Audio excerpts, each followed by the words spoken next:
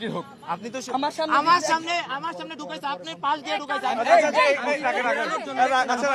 আমাদের আচ্ছা কি হয়েছে? আমাদের জানি না ঢাকা ইউনিভার্সিটি আপনারা কি দাবি নিয়ে আসছেন এখানে? এটা কি বলেন?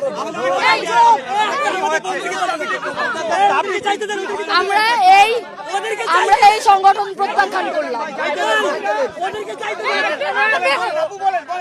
আমরা এই সংগঠন প্রত্যাখ্যান করলাম।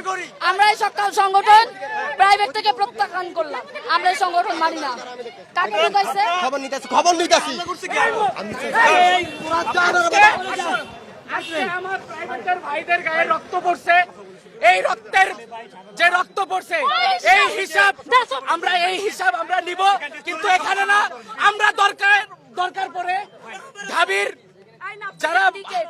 যে সিন্ডিকেট বা ঢাবির যে হায়ার অথরিটি আছে তাদের সাথে বসবো। দরকার হলে আমরা রাষ্ট্র পর্যায়ে যাব।